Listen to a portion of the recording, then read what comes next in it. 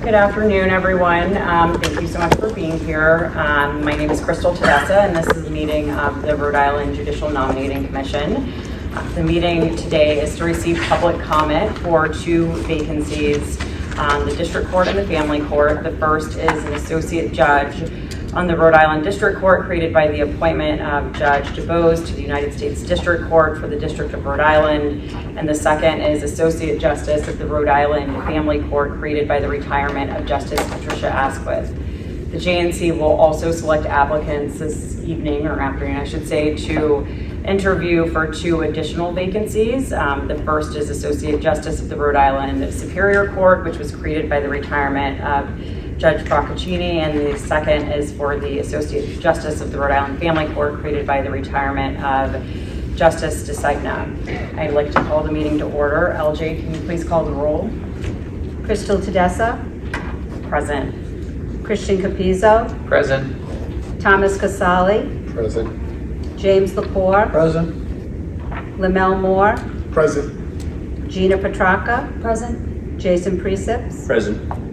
Karen Glynn and Inkole Anya will not be in attendance this evening. We have a quorum with 7 out of the 9 commissioners present. The notice of this meeting was posted in accordance with the Open Meetings Act on May 30th, 2025, and an amended notice was posted in accordance with the Open Meetings Act on July 1st, 2025, and the sole purpose of the amended notice was to add conference rooms B and C in addition to conference room A. The first item on our agenda is to approve the JNC's March 31st, 2025 minutes. A draft of those minutes was posted on April 1st, 2025 at the Secretary of State. Is there a motion to approve? So moved. Second. All in favor? Aye. Any opposed? The motion is carried. Today we're looking forward to receiving public comment on our 18 candidates for the District Court and Family Court vacancies.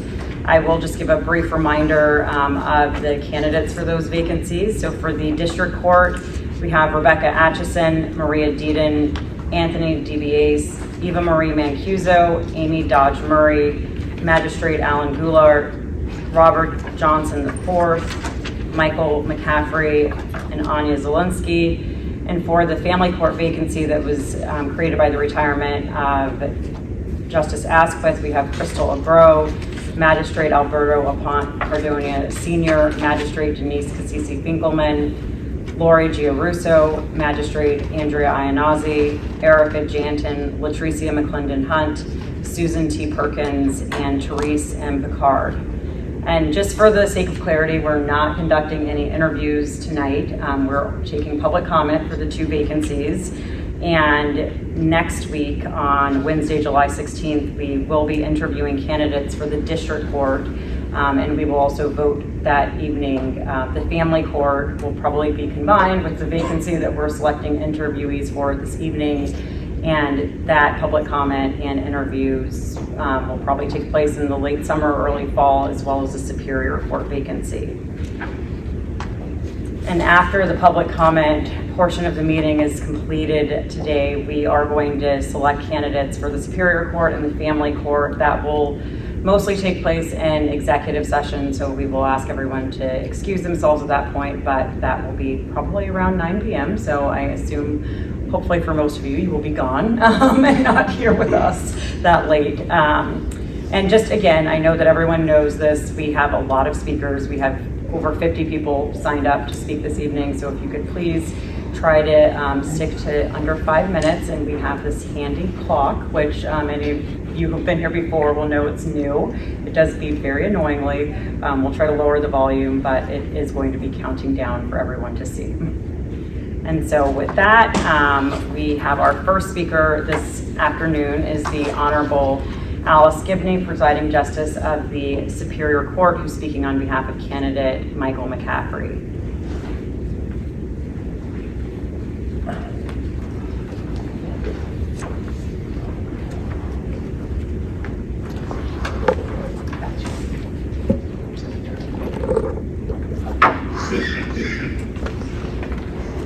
Is this okay? Mm-hmm.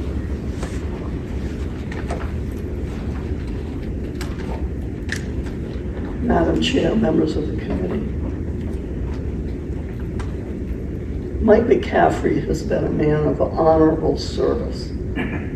I have known him for many years. As an attorney who's appeared before me on numerous occasions, and as a legislator with whom I've met to discuss pending and impending legislation and how it might affect the Superior Court.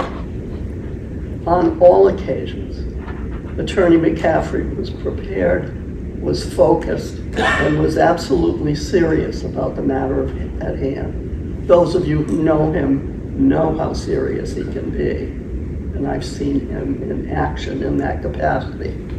Serious, efficient, and no wasted time. And always, without exception, he has treated everyone with respect, almost in an old school way. There's a certain graciousness about it that is always appreciated. And he extends that to litigants, witnesses, opposing counsel, and court staff. He's a gentleman. A judge cautions jurors at the outset of a trial, don't be judgmental until it's time to be judgmental. Judges should adhere to the same rule. Keep an open mind until all the information is in, and then be decisive, because the litigants deserve that decision. Mike will do that. He has the patience and the discipline to gather that information, to listen to those involved in the case.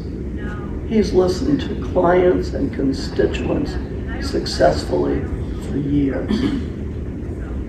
And now, hopefully, he will exercise that gift from the bench. The qualities that have served him well as an attorney and served him well as a legislator would serve him well on the bench, where he will continue to serve the public, I'm sure, as successfully as he has practiced law and served in the legislature. I thank you for your time. Our next speaker is Nicole Verde on behalf of District Court candidate Michael McCaffrey.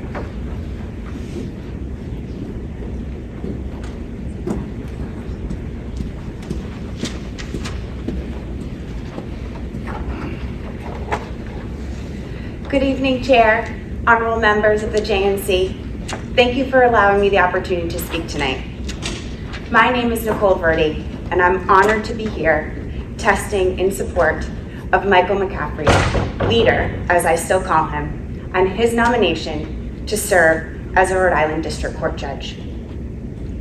I had the privilege of working closely with the leader during our time in the Senate. He as Senate Majority Leader, and me as Chief Legal Counsel to the Senate. Our work together gave me a firsthand view of his steady leadership, his deep understanding of both the law and the broader implications of public policy, and his unwavering commitment to fairness and integrity. Before I speak further, I would like to acknowledge something personal. A few months ago, we lost Senate President Ruggiero, someone both the leader and I loved and missed dearly. The leader worked incredibly close with the president for decades. They built a lasting friendship based on deep trust, mutual respect, and shared purpose. I honestly admired witnessing their friendship. The past few months have been really difficult. One thing that has given me strength, though, is knowing that I would have the privilege of being able to testify today in support of the leader. The Senate President believed in the leader, he admired his integrity, his judgment, and his heart, and he knew the leader would make an exceptional judge. Honestly, we talked about it a few times. I believe that part of the Senate President's legacy will live on through the important work that the leader will do on the bench if appointed and confirmed.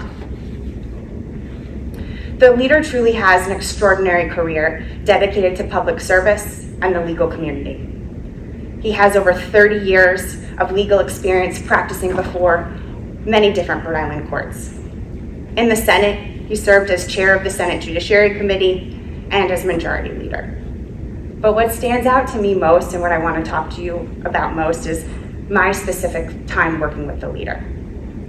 We worked through complex issues, and I saw firsthand how he listened with respect to every single side, how carefully he considered the consequence of every single bill and every single decision we had to make at the Senate. There's one specific piece of legislation that I'm reminded of that was really aimed at protecting the hospital system in the state. And it was a very difficult issue. And with some of the most difficult issues in the Senate, as you're probably aware, there's a lot of organizations that have strong opinions, and they make their opinions known. And we listened to every single opinion, and the leader met with every single organization. He listened to what they had to say. He asked questions, incorporated feedback, and I saw firsthand him make difficult decisions, but enact a bill that helps Rhode Islanders today. Another memory that sticks out to me is during his time when he was chair of the Judiciary Committee, I saw him work in his role as chair to really try to help diversify the courts as well. I valued learning from him during my time in the Senate. Working with him taught me a lot about what it means to lead with patience, with wisdom, and fairness. Someone mentioned temperament. I will tell you, his temperament is exactly what we should want on the district court. He's calm, he's reasonable, he's open-minded, and always committed to doing what is right under the law. I have no doubt, and I am confident, that his years of legal experience, his public service career, his temperament, and more will make him an outstanding judge. And I'm truly honored to have been asked to testify on his behalf, and I respectfully urge you to support his nomination. Thank you so much. Thank you. Okay, our first speaker is Steve Alquist, who is speaking with respect to candidate Michael McCaffrey. All right.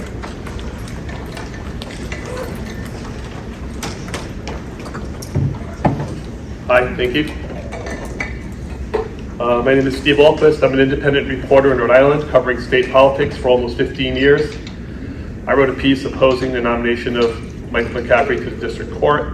I supplied many reasons, but the most important, in my opinion, is the steadfast opposition to LGBTQ plus rights and reproductive rights, including abortion. As a senator, as the chair of the powerful Senate Judiciary Committee and majority leader, Senator McCaffrey opposed marriage equality and abortion rights. On marriage equality, Judiciary Chair McCaffrey rewrote the bill with some of the most strident religious and conscience language in the country. This might be fine. I believe in protecting religious beliefs and conscience. But Chair McCaffrey not only rewrote the marriage equality legislation, he worked with Senator Frank Chacon in an attempt to gut the bill with a floor amendment, and when this failed, he voted against it. As a judge, the former senator may one day have cause to interpret the legislation he rewrote, opposed, and voted against. I heard from an earlier testimony that in the district court, judges are in a unique position to defend individual liberties. The LGBTQ plus community should be confident that any nominee chosen by this commission will have their rights top of mind. As a senator, McCaffrey was part of the leadership team that blocked every bill to codify Roe v. Wade into state law for over a decade. He was also part of a pro-life effort to pass state laws to challenge and undermine reproductive rights, successfully passing the so-called partial birth abortion ban, a solution to a problem that doesn't exist, in 1997. The former senator's opposition to abortion means that were he to be in a position to rule on some aspect of the law regarding reproductive rights, I don't know, I'm not a lawyer, but some aspect, Rhode Islanders cannot be sure that his decisions will be based on the law rather than his personal religious beliefs. Recent and future United States Supreme Court decisions aptly demonstrate this problem. It didn't matter what nominees Kavanaugh, Coney Barrett, and Gorsuch said during confirmation hearings. When push came to shove, Roe v. Wade was determined to not be settled law and quickly reversed. During the 2013 legislative session, there was a bill to establish a special license plate with anti-abortion language, "Choose Life." The Senate Judiciary Committee, which Senator McCaffrey chaired, was split, and the measure did not have the votes needed to pass out of committee. until Senate President Pavel Weed joined the committee in her ex officio capacity and convinced 2 members of the committee to take a walk, taking their no votes with them. The fees to be collected by the DMV for these special plates were earmarked for CareNet, a Christian outreach ministry, basically a church that runs pregnancy crisis centers that dispense false and misleading information to people seeking important, life-altering advice about unexpected pregnancies. Long before becoming a state, Rhode Island was the place where the concept of separation of church and state was first put into practice. This foundational tenet of Rhode Island law eventually found its way into the First Amendment of the United States Constitution. As part of the Senate leadership team, Michael McCaffrey was willing to see the legislative process manipulated to the back profit of churches aligned with his religious beliefs. In so doing, I maintain the former senator showed himself to be a man devoted more to his religion than to the principles Rhode Island was founded upon. So I would like to make a strong case that he is not the person that should be nominated to this position. Thank you very much. Thank you. Our next speaker is Gates Callahan, who is speaking in opposition to candidate Michael McCaffrey.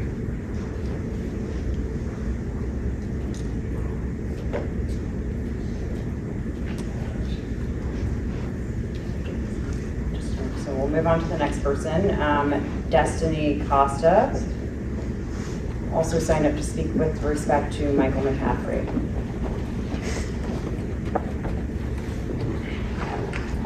Good evening. I'm writing to express my opposition to the nomination of Michael McCaffrey for the position of Associate Judge of the Rhode Island District Court. My concerns stem from several key issues that I believe disqualify him from serving in this critical role.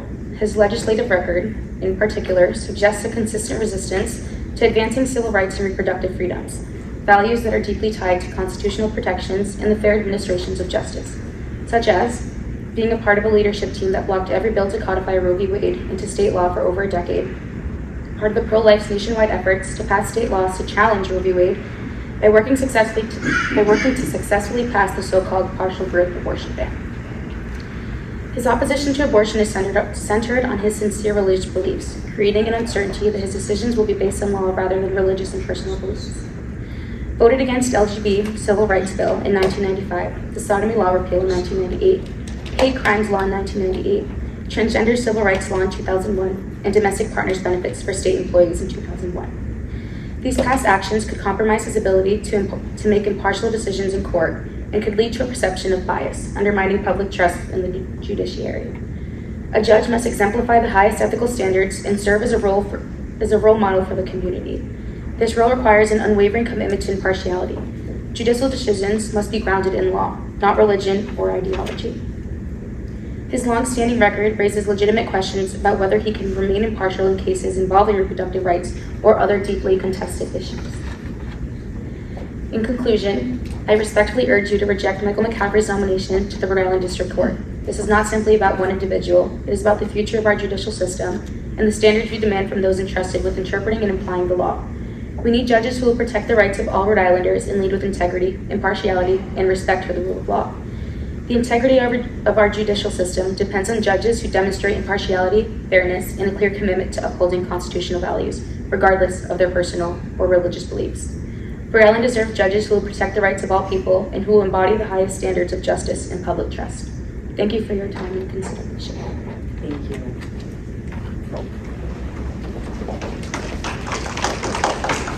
Our next speaker is Lauren Fisk, also signed up to speak with respect to candidate Michael McCaffrey.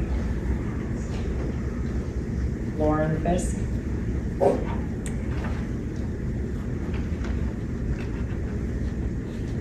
Our next speaker is Reverend William Klug, who signed up to speak with respect to Michael McCaffrey.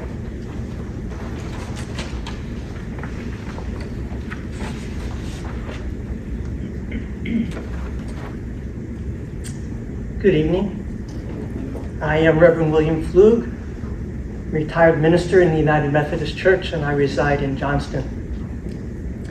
I arrived here a good deal early, and I'm really glad that I did, because I heard an awful lot of things about an awful lot of candidates. I was talking with Ms. Mancuso. Having done 42 years of confirmation classes myself, I bow in respect for what she has done in her parish. But hearing about all of these other folks makes me even more eager to speak with concern about Michael McCaffrey's potential to be serving on the district court. Like others, I have researched his past votes and looked to see what kinds of organizations were endorsing him. And it wasn't always easy to do because, according to the political data aggregating website VoteSmart, Mr. McCaffrey annually declined to respond to their policy surveys during his years in the legislature and has remained out of sight in the ensuing time. But out of sight is not always out of mind, especially when what we can learn was that he was routinely endorsed by the NRA and the Rhode Island Right to Life, and in crucial votes was more deeply committed to those endorsers than to the people of this state. Especially in his earlier years, he was rated 100% by the NRA and had support from its political victory fund. In a time when we live in deep grief and constant terror over the epidemic of mass shootings, Mr. McCaffrey is far from our best hope for sane and responsible gun policy rulings. As referenced already, Mr. McCaffrey voted against full rights for citizenship of the LGBTQIA plus community as regards marriage, and also voted against the bill that provided protection for the rights of women in Rhode Island to choose about their lives. Mr. McCaffrey's track record of opposing reproductive freedom and the human rights of the queer population of Rhode Island is of profound concern to me. My church affirms those rights and has for a long while. As a pastor, I have ministered with and to people whose daily lives contain painful choices that threaten spiritual health and family cohesion. So I am extremely concerned that Mr. McCaffrey's record not only limits free choice and possibilities for a full life, but also reflects commitments to constituencies that themselves exploit divisions, express bigotry, and at times promote violence as a means of achieving their ends. The gun lobby, the anti-choice pressure groups, and the homo and transphobic voices who sadly often claim the right to hate in the name of Jesus speak from deep and profound prejudice, preying upon ignorant fears for the sake of political gain. The idea of Mr. McCaffrey joining the Rhode Island District Court is to me deeply disturbing. We are seeing everywhere in 2025 how ideologically driven courts are failing to stand against threats to democracy, justice, and due process promulgated by the Trump administration, thereby abetting a dangerous trend toward autocracy in the United States. Given a choice between joining that trend by nominating Mr. McCaffrey or opposing it by looking elsewhere to this array of profoundly qualified people, I trust that this commission will act for all the people of Rhode Island and find a different nominee. Lastly, as the proud father of a trans son, I am aware of the dignity, humanity, and decency of that community and must stand up here today and speak for them. The test of any society is how it responds to the callous targeting and strategic scapegoating of those who are the most rejected and the most disadvantaged among us. And Mr. McCaffrey just does not pass that test. We deserve judges who share our values, and therefore I urge you to reconsider this nomination and find someone who is actually fit to serve in the ways that Rhode Islanders deeply, deeply deserve. Thank you very much.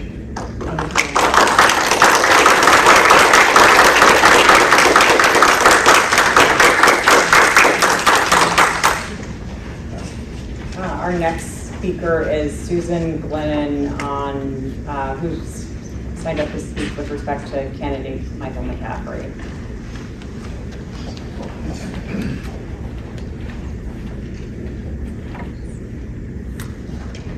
The American people are experiencing extreme and ongoing threats to individual rights, liberties, because of a corrupt, regressive, and oppressive and partisan federal Supreme Court majority.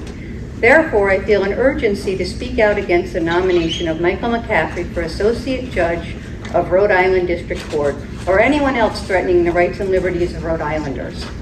While both liberties and rights are fundamental to individual freedoms, liberties primarily protect individuals from government overreach, while rights focus on ensuring equal treatment and protection against discrimination. Like the federal Supreme Court conservative justices, Michael McCaffrey seems to share some of the same outrageous opinions that certain groups of people, for example, women and the LGBTQ community, are apparently somehow less deserving and not entitled to the same rights and liberties as other Americans. That is not a view shared by the majority of Rhode Islanders in 2025. In 2019, Michael McCaffrey voted against the Reproductive Privacy Act, which codified the right for women to make reproductive decisions without government interference in Rhode Island. In 2025, 51% of the Rhode Island population are women, which is approximately 559,000 women, and polls and surveys show that well over 70% of all Rhode Islanders support reproductive rights, including abortion rights. In 2013, Michael McCaffrey voted against same-sex marriage. The LGBTQ population consists of over 7% of Rhode Island adults in 2023.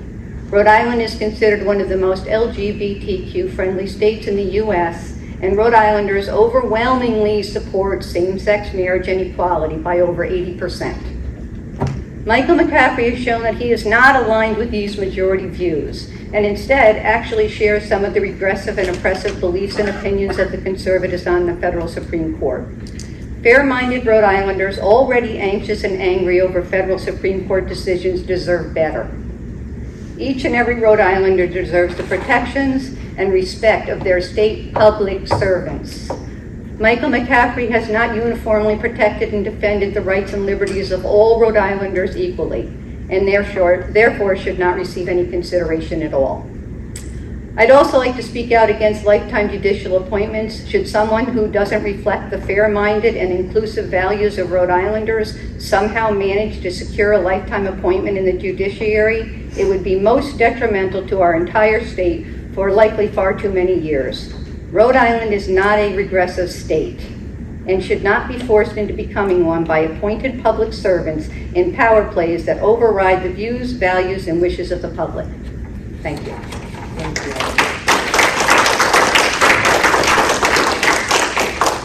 Our next speaker is Brianne Lamont, who is signed up to speak with respect to Michael McCaffrey.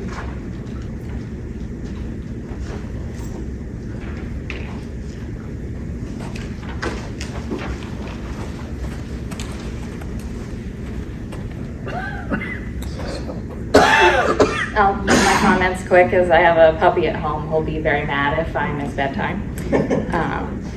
So there's no surprise that I'm here to oppose former state senator of Warwick, Michael McCaffrey's nomination for associate judge. However, as a well-educated, high-earning white woman who is married to a man, I am not opposing his nomination based off of the fear of what his appointment would do to my rights. If I need health care, I can afford to travel to Massachusetts or to another state. I do not need to worry about my partner's and mine's legal rights because we are both cisgender and in a heterosexual marriage. My privilege allows me to not have to be here tonight. But I am here. And I am here because I care about the Rhode Islanders who will be affected by someone such as Michael McCaffrey. I was raised to believe it is my duty as an American to stand up for those who cannot stand up for themselves, even if it does not benefit me personally. We've all heard about McCaffrey's track record. I will not repeat it. But that record of using religious beliefs to influence his decision-making process is abhorrent. And a state founded on religious freedom the use of applying personally held religious beliefs to dictate the legality of the way of life of its citizens is appalling. It goes against everything our founder, Roger Williams, stood for, and at its core is inherently unjust. It is horrifying, but not wholly unsurprising, that someone with so little empathy for people different than himself would be in line for a nomination for one of the more powerful legal positions in the state. It tends to be very easy to climb to the top when you can hide your violence in scripture. Now, I may only be one voice in a sea of many inconsequential constituents who are standing here in the hopes that I will be heard, but I had to try. I had to try and let it be known that we will not be quiet when we see potential for our neighbors and friends to be harmed. Where you all sit in the judicial branch is an immense place of power, and you should forever be grateful that you get to serve your fellow Rhode Islanders at such a high level. But I implore you to remember the right to life, liberty, and the pursuit of happiness is not just for people who look like me and think like yourselves. That this right transcends your personal religious beliefs, and your actions have very real consequences for very real people. Therefore, I oppose McCaffrey's nomination. Thank you.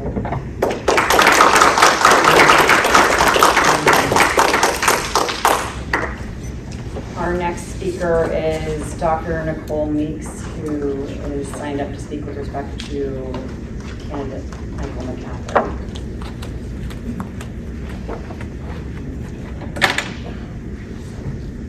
Good evening, ladies and gentlemen of the JNC. Thank you for allowing me the opportunity to speak today.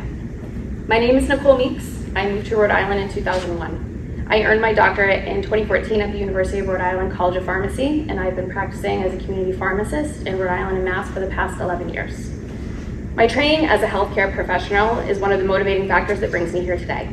When I took the oath of a pharmacist, I pledged to consider the welfare of humanity and relief of suffering as my primary concerns, as well as to promote inclusion, embrace diversity, and advocate for justice to advance health equity. I stand before you today not with an endorsement for a specific candidate, but rather with an expression of concern. In medicine, a guiding pillar of practice is to first do no harm. That is what I ask of each and every one of you as you reflect on the remarks of the day. The harm I speak of is the nomination of candidate Michael McCaffrey. Many would consider Mr. McCaffrey a Democrat in name only, as many of his values do not align with the majority of what we know of the Democratic Party and the proud designation of Rhode Island as a blue state. His religious beliefs have deeply influenced and guided his voting record for the past 3 decades, where he has used his voice to oppose reproductive freedom for women, civil rights of the LGBTQ community, and marriage equality. Mr. McCaffrey has devoted his time in the state Senate to systematically suppress the reproductive rights of women. In all other areas of medicine, from cardiovascular care to diabetes to infectious disease, religion does not enter the consideration of care. Healthcare is a scientific practice and should only be guided by evidence-based research and guidelines. Abortion is and will remain a crucial component of comprehensive care, and Mr. McCaffrey has opposed this notion for his entire career. Through the passage of the Reproductive Privacy Act in 2019 and the expanded access through crucial funding in the Equality and Abortion Care Act in 2023, Rhode Island safely codified these protections into law, despite the efforts of Mr. McCaffrey to endanger and discriminate against women. His opposition to equality of marginalized individuals extends to the LGBTQ community as well. According to the 2024 Rhode Island Foundation report, over 54,000 Rhode Islanders self-identify as a member of the LGBTQ community, which is about 6.5%. That percentage is over 16% when applied to the teenage and adolescent population, with about 3.5% reporting as transgender. Rhode Island is ranked 10th in the nation for population of LGBTQ residents. When Rhode Island legalized same-sex marriage in 2013, Mr. McCaffrey was predictably opposed to this, but his record of voting against basic rights for the LGBTQ community goes back over 30 years. He opposed legislation in 1995 for LGBTQ civil rights. In 1998, he opposed repealing the antiquated sodomy law. In 2001, he opposed transgender civil rights as well as domestic partners' benefits for same-sex couples. His discrimination against the LGBTQ community is long-standing and is out of alignment with the majority of Rhode Islanders. Mr. McCaffrey has proven that he does not view this population through a lens of equality, who is deserving of protection under the law. And as such, he cannot be trusted to apply these protections if called upon to do so in a judicial role. As we examine the current state of the Supreme Court of the United States, we are reminded that protections that we believe to be written in stone can be overturned, through the installation of individuals with a personal devotion to an ultra-conservative religious agenda. These beliefs are simply incompatible with a fair and balanced rule of law in a society that declares that all individuals are created equal and therefore deserving of equal protection and freedoms under the law.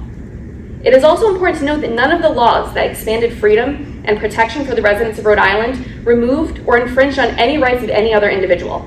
They were created only to make whole those who were being discriminated against. And yet, Mr. McCaffrey still fought those policies at every turn. How are we to believe that his appointment as judge would somehow change his desire to uphold the systemic inequality of oppression for so many people? If by some turn he was eventually granted a lifetime appointment to the Rhode Island Supreme Court, the regressive and harmful beliefs Mr. McCaffrey lives by would have both immediate and lifelong impact on the lives of the people over which he presides. By appointing an individual who has demonstrated time and time again that he does not believe in the basic equality or civil rights of women and the LGBTQ community, Rhode Island would suffer under the abusive power of discrimination in action. While we continue to see our federal rights erode under the current administration, it's more important forever for states to create lasting equality and protection for their citizens by rejecting the regressive religious agenda in favor of an inclusive, diverse, and sustainable judicial system that represents and protects people from all walks of life for generations to come. I thank you for your time.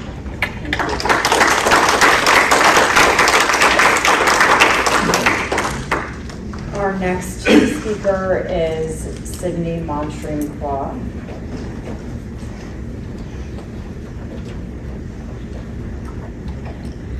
Good evening, and thank you for hearing our testimony tonight. I'm writing about, or speaking to you about my objection to the nomination of Michael McCaffrey for Associate Judge of the Rhode Island District Court. In my role as co-founder and former board chair of Rhode Island Coalition Against Gun Violence, I've testified annually since 2013 in front of the Senate and House Judiciary Committees to support gun violence prevention bills. When former Senator McCaffrey was a member of the Senate Judiciary Committee and chair of that committee, testifying as a family survivor of gun violence was often intimidating in front of him. I questioned his objectivity regarding life-saving gun violence prevention bills based on his reactions and interactions in multiple hearings with myself as well as my colleagues. I have a master's in public health, and so public health is really important to me. And obviously gun violence is a really terrible public health issue we are confronting, but I'm also concerned about other public health issues and social justice issues. As the mom of a non-binary adult child, I'm concerned about his actions to limit LGBTQ rights, including marriage equality and many of the other things that people ahead of me spoke about. His track record to limit abortion is also very concerning for Rhode Islanders' reproductive health and rights. Both of these rights are being threatened on a federal level, as we all know, so we must assure we recognize Rhode Island's LGBTQ and reproductive rights that protect Rhode Islanders. And will he actually weaken those, or will he stand strong in what is already existing in Rhode Island? We deserve judges who respect all Rhode Islanders and treat them all with respect. Thank you.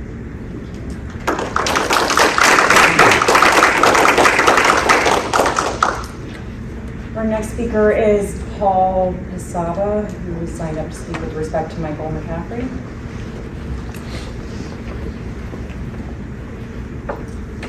My name is Paul Posada, and I am a math teacher at Blackstone Academy Charter School in Pawtucket.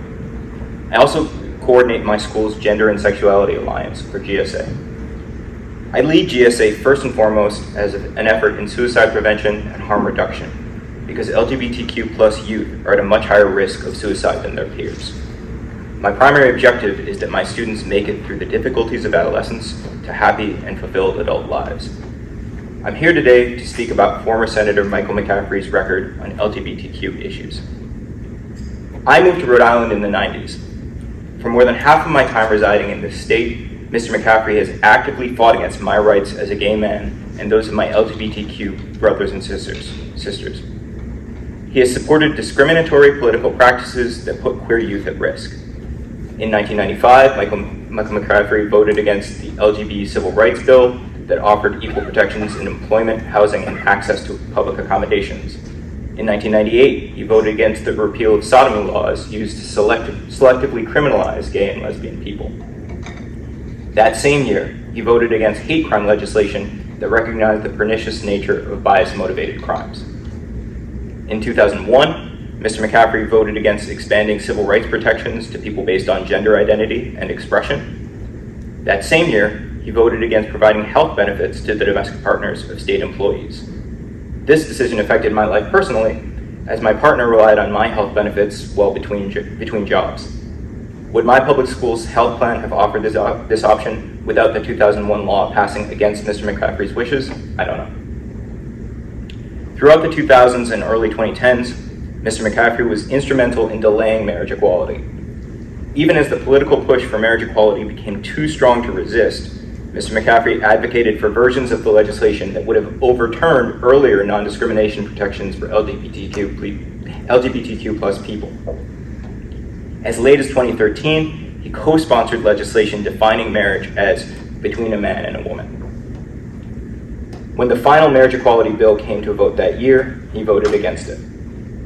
Due to efforts like his, Rhode Island was the last New England state to achieve marriage equality when we could have been one of the first in the nation.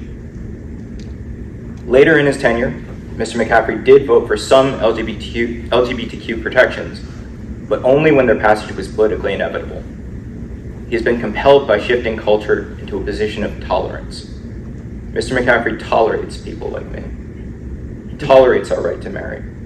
He tolerates our right to live free from criminal prosecution. But if Rhode Island's political climate were to change, I fear that his tolerance would evaporate into renewed efforts to strip away our rights. Mark Twain said, "History doesn't repeat itself, but it often rhymes." Today, transgender and gender diverse people face battles for recognition, rights, and dignity that echo past struggles faced by gay and lesbian people. They are scapegoated and demonized in the ways we once were. While Mr. McCaffrey stepped away from the state Senate before much of the recent anti-trans legislation proposed in Rhode Island, his voting history suggests his support for the trans community is conditional at best. He is not leading in defense of the most marginalized, he is only compelled by political expediency into a position of tolerance. As a district court judge, Mr. McCaffrey would adjudicate cases involving housing and employment protections for LGBTQ people, protections he never supported legislatively. He would be responsible for making sure that transgender people receive equal protection under the law, despite the fact that he expressly opposed their recognition as a protected class. For these reasons, I have serious reservations about giving him this honor and responsibility. My concerns deepen when I consider what he might do as a Rhode Island Supreme Court justice, a position for which a district judgeship is a clear stepping stone. What rulings would Justice McCaffrey make on transgender people's access to gender-affirming care? On trans youth playing on sports teams aligned with their gender? Would he follow anti-science federal directives to restrict identification documents or bathroom access for trans residents? Would a Justice McCaffrey, emboldened by Trump's anti-science executive order on gender, decide to rule in ways that threaten trans ability to get proper identification? Would he support overturning the Rhode Island non-discrimination protections that, once again, he historically opposed in multiple forms? Would he give an interpretation of Rhode Island's marriage equality laws that actually undermine the rights of people like me to marry? For my community, these questions are too pressing to ignore. The answers found within Mr. McCaffrey's Senate record do not inspire confidence. For these reasons, I urge the Judicial Nominating Committee to exclude Michael McCaffrey from its short list of nominees to fill the vacant associate judge seat of the Rhode Island District Court. Thank you. Thank you.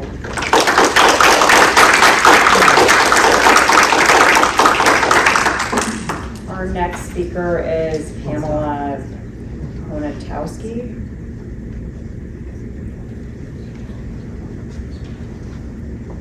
Orla Power.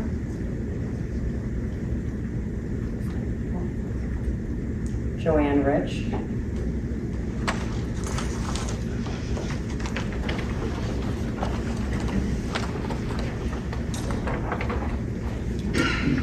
Good evening, committee chair and members. My name is Joanne Rich. I live on the west side of Providence.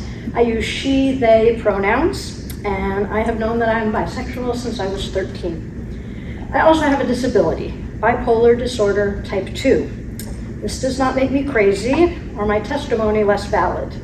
What it does mean is that at the moment, I am having a depressive episode, which pretty much completely robs me of my energy. I feel like I am swimming through peanut butter. Now, this is not specifically relevant to the reason I'm here, to share my objection to Michael J. McCaffrey's nomination for Associate Judge of the RA District Court, except to say that the mental and physical and emotional effort that it has taken me to write this testimony and come share it has been enormous. And I'm doing it because who our judges are is that important.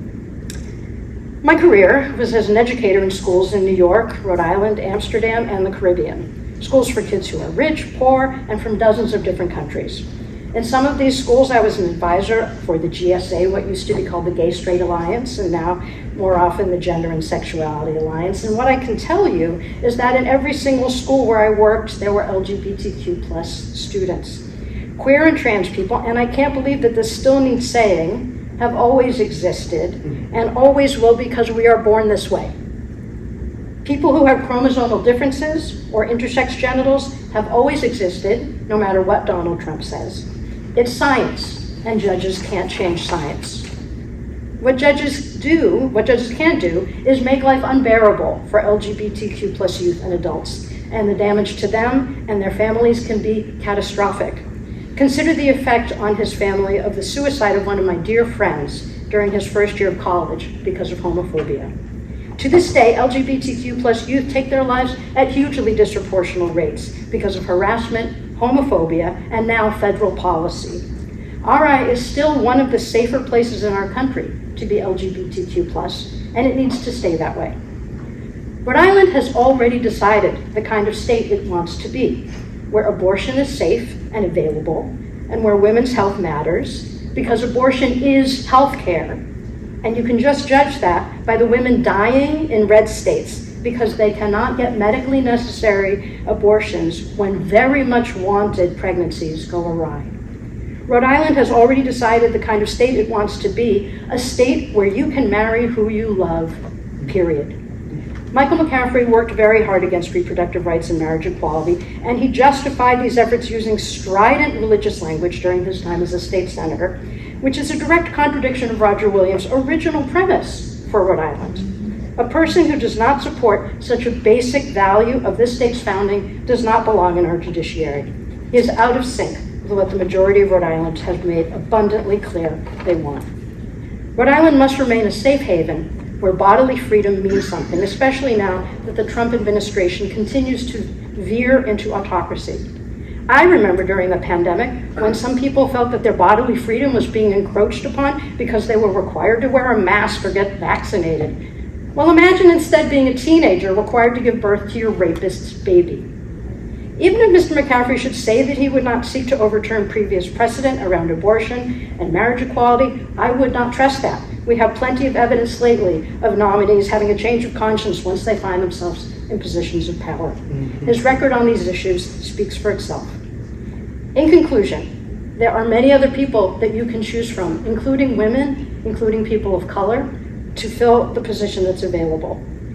My heart is mine to give to whomever I want in marriage. My daughter's body is hers to determine whether it will ever produce a baby. Decisions about the hormones you take or the surgeries you have are between you and your doctor. And our judges should adhere to the separation of religion and state that underlies the founding of Rhode Island. Thank you.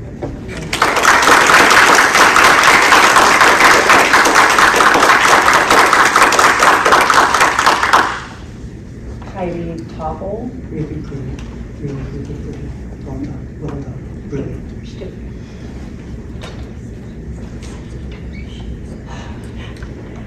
Madam Chairperson and Commission members, thank you for hearing my testimony. Good evening. My name is Heidi Topple.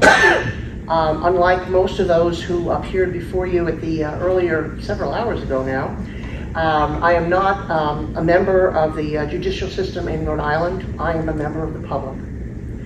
And I'm a current resident of West Warwick and a former resident of Warwick and South Kingstown. I came to Rhode Island in 1990. I'm a retired CPA and tax attorney.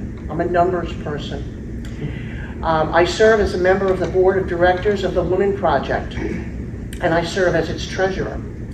The Women Project is a 501c4 nonprofit organization that promotes bodily freedom for all through lobbying, direct action, and organizing for the advancement and protection of reproductive freedom, gender equality, and LGBTQ rights policy, most specifically addressed at the Rhode Island municipal and state levels. Thank you for the opportunity to provide comments on proposed candidate Michael McCaffrey. Briefly, I strongly oppose his nomination, and let me explain. Mr. McCaffrey has a long and storied career, you've heard from many of us tonight, as a legislator in Rhode Island. However, his personal beliefs are likely to interfere with his obligation to exercise his duties as a judge, as they did during his tenure as a Rhode Island senator. His beliefs about abortion rights and marriage equality make him an imperfect candidate for the position on our district court. As a Rhode Island senator, he opposed marriage equality and abortion rights. On marriage equality, he revised the bill with some of the most declarative religious language in the country. Mr. McCaffrey needs to be reminded of the First Amendment to the Constitution. There is a separation between church and state. Our country is not a theocracy. We are a democracy with 3 co-equal branches of government. The Constitution is not a suggestion. It is the bedrock of our laws and individual protections to life, liberty, and the pursuit of happiness. This state was founded in 1636 by Roger Williams, in part on the principles of soul freedom and the separation of church and state. I attend the church that was first gathered by Roger Williams in 1638 as the First Baptist Church in America. Former Senator McCaffrey was part of the leadership team that blocked every bill to codify Roe v. Wade into state law for more than 10 years. He was also part of the pro-life's nationwide efforts to pass state laws to challenge Roe v. Wade by working to pass the partial birth abortion law in Rhode Island. He cannot be allowed to impose his personal religious beliefs into judicial proceedings before him, no matter how lauded he may be for those beliefs by the local Catholic diocese. Mr. McCaffrey also provided important input into the Rhode Island's marriage equality bill, which he ultimately voted against enacting. Former Senator McCaffrey might one day be called upon to interpret the laws affecting the LGBTQIA community if he were to be confirmed as a judge. Mr. McCaffrey's words that he wrote then might call him to roll back protections for same-sex couples. Can we count on him to recuse himself in those matters? I doubt it. We now have laws in Rhode Island which regard individual rights as rights superior to religious edicts. I trust these are settled laws. But we can't be sure that Mr. McCaffrey's decisions would be based purely on law rather than on religious beliefs, no matter what he states. We saw this with the Supreme Court appointments of nominees Kavanaugh, Coney Barrett, and Gorsuch during their Supreme Court hearings, that they said it was stare decisis, that Roe v. Wade was settled law. Well, it sure wasn't. We just celebrated our 3-year anniversary of the overturning of that. We do not elect good judges in Rhode Island. It's a rather opaque process. When I told some of my friends I was going to be appearing before you, they said, I always wondered how judges get appointed in Rhode Island. It's not a known process. It's not understood. I'm not saying it's secret, but it's just not a known process. The committee is an integral part of the process to select judges, and it's a lifetime appointment. Mr. McCaffrey should not be on that list of candidates proffered by this committee. I've heard what I thought was a tough job you have before you tonight about selecting a candidate. It might be easier if you just took his name off the list and not put this anti-LGBTQ and anti-bodily freedom person in a position to influence our position. Thank you for your time. Thank you.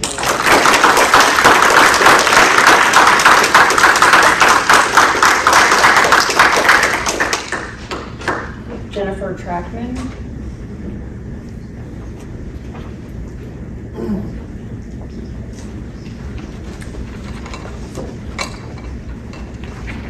Hello, my name's Jen. I've lived in Warren for about 30 years and I have no legal background. Quite a few people have already spoken much more eloquently than I can for the same reasons. But here I go anyway. Thanks for all you guys do for the larger cause of justice in our state and for this thoughtful public process, which allows for the presentation of the more specific concerns, which could have a bearing on how the judicial system serves us all as individuals. These testimonials and discussions should not be about who a candidate is outside of the courtroom. They're all clearly good people with successful careers, community connections, families, partners, all of those. And they've been willing to work the long hours required to have achieved so much. Everyone on the list of nominees is conversant with the law, has experience that could help them adjudicate cases before the court, and understands the unique role of a judge presiding over the district court. However, for candidates for whom there is a public paper trail, that information must be considered when evaluating their appropriateness for the role in Rhode Island District Court. Quite a few of the legal professionals that have spoken before have mentioned the interpretation of the spaces between the law. What I have learned tonight has made me glad that I am able to participate in this process. I'm here to oppose the nomination of Mr. Michael J. McCaffrey to the District Court. I believe that his judgeship would be impacted by the personal beliefs demonstrated by his previous record of service to Rhode Island. The District Court hears domestic cases, including cases of domestic abuse, landlord-tenant disputes, and individual property rights. The District Court hears thousands of cases annually, necessitating a fast pace and rapid delivery of judgments. The District Court is also known as the People's Court. There is no jury. Many cases are decided by summary judgments. Many cases are self-represented, which I learned tonight is called pro se. The legal facts of a case may be clear, however. In the District Court format, the interpretation of those facts can be contingent on personal beliefs.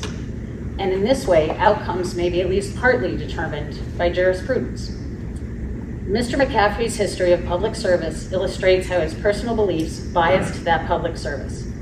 As a senator, as we've already heard, he opposed marriage equality and abortion rights. He rewrote the marriage equality bill with some of the most strident religious language in the country. As a judge, he may one day be able to interpret the legislation he wrote. His interpretation of the words he wrote might allow him to roll back protections for same-sex couples or the LGBTQ+ community. He was instrumental in blocking every bill to codify Roe v. Wade in Rhode Island for over a decade, as you also already heard. He also participated in nationwide efforts to challenge Roe v. Wade. Many speakers have addressed the importance of respecting the people before the court.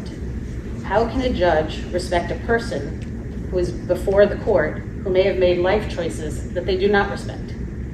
Mr. McCaffrey will be in a position to rule on aspects of the law regarding reproductive rights, domestic disputes between same-sex couples, landlord-tenant arguments where the renter is a member of the LGBTQ+ community, among others. How can Rhode Islanders be sure that decisions will be based on the law rather than his documented personal and religious beliefs? Although plaintiffs and defendants have the option to appeal to the Rhode Island Superior Court, the significant costs involved in these filings and proceedings are likely to preclude petitioners from this opportunity. The mandate of the District Court is to balance the scales of justice equally between the powerful and the powerless.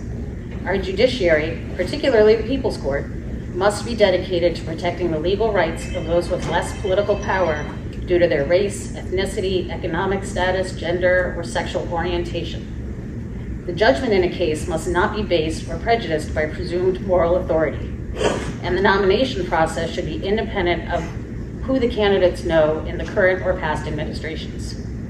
Judges take an oath to be impartial in the application of the law.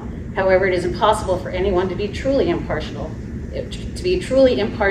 when their personal beliefs, evidenced so strongly by one's past service, may be at the core of a decision. Based on the research that I've looked into for some of the other candidates, you have so many excellent options that I know that it can be in good hands without Mr. McCaffrey being there. Thanks for being here so late, so that the voice of the people can be appropriately heard and the tenets of our democratic society upheld. And just quickly, it's really inspiring, I have to say, to see this many people trying to be dedicated to getting it right, and this many people feeling like they can talk to you during that process. So thanks for doing this.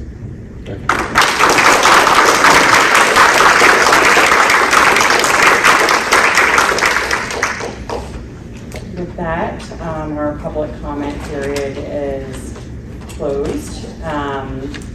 We are going to take a break, and when we come back, it will still be an open meeting, but I will entertain a motion at that point to go into executive session so that we can select interviewees for the current Superior Court and family court vacancies that are before the JNC. And as I mentioned previously, we will be interviewing the district court candidates next week, and the family court candidates will pick an interview date at a later time. It will likely be late summer or early fall. But as I said, everyone is welcome to come back after the break, but you will have to leave once you go into executive session. But thank you all for being here. I've been the chair for 4 years, and we've never really had much of a turnout at any of our meetings, so it is very nice to see people here paying attention and just being present, so thank you.